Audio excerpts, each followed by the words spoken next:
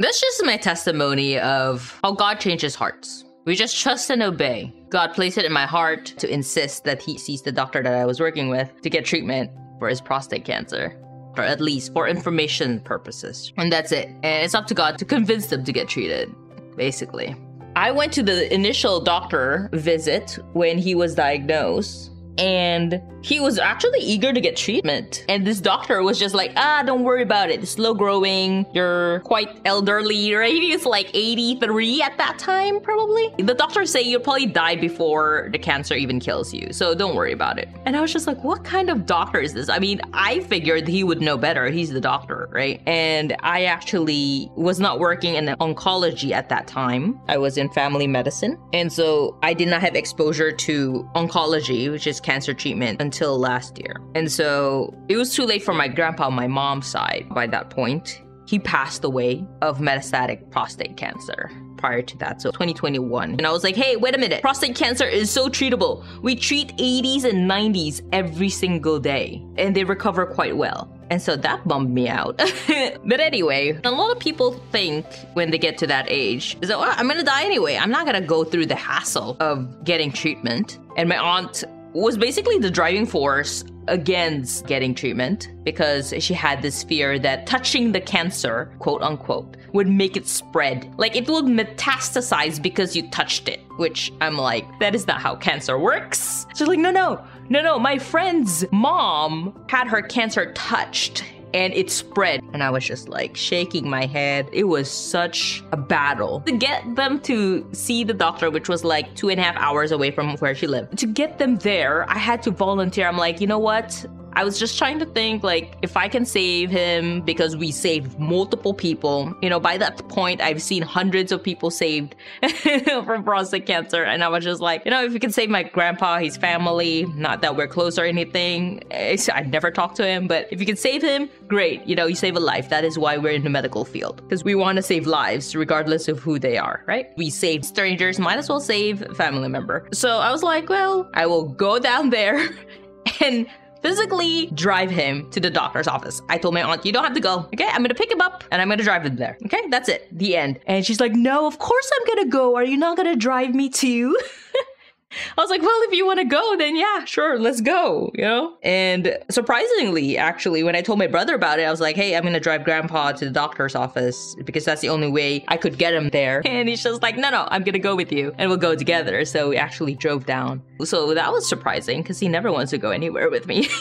And it was good that my brother was there because I was basically just wanting to let the doctor talk, because everything that the doctor's gonna say, I have already told them myself. And when I did, my aunt was totally resistant towards it. She was like, nope. And she told me when we got there, she was like, I've already made up my mind. We're just gonna sit here and listen to what the doctor has to say, but he's not gonna get treatment. I'm like, great, fine, whatever. Just sit and listen and ask all your questions. Okay?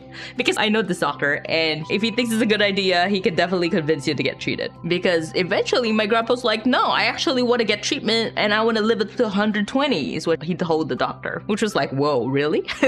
I didn't know that, right? And they were totally against the biopsy. They're like, oh, if you touch it, then it'll spread. And they're concerned about the very small risk of urinary infection. And going into it, he's very independent. So I thought he'll tolerate it quite well. It's not a big deal. It's very surprising to me that he doesn't actually have any symptoms, considering how the anti-testosterone hormone therapy usually gives you fatigue. And my aunt just wanted to put him in that medication forever until he dies, right? And so the doctor was like, no, you can't do that because it actually give you dementia.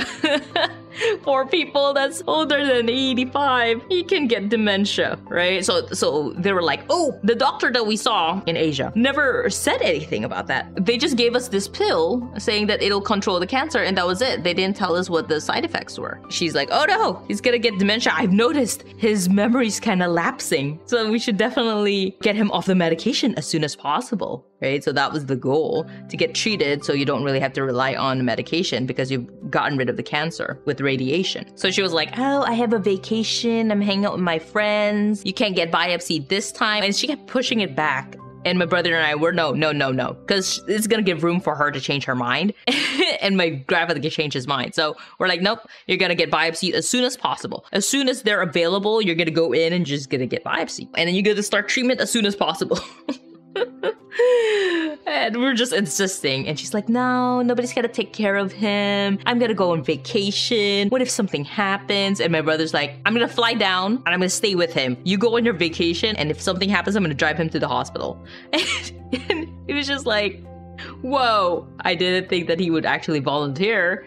So he did stay, and nothing happened, you know, praise God. So he got treatment. It was about 9 weeks of radiation, Monday through Friday. To get there and back, it's 5 hours of your day just to get treated every single day. So it definitely needed the commitment of my aunt. And it worked out well. She stuck by it, and he got treated. And lo and behold, he didn't actually have post-treatment side effects, which usually is more urinary symptoms. So he's doing quite well. It was great. And my aunt's like, oh, thank you so much for insisting that he gets treated and all kind of stuff. So sometimes when God calls us to do something, all we really have to do is trust and obey and not be so invested in what the outcome would be. Because it's not like we can force people to get treated. As a doctor, you can't force people to get treated, right? It's their decision ultimately if they want to get treated.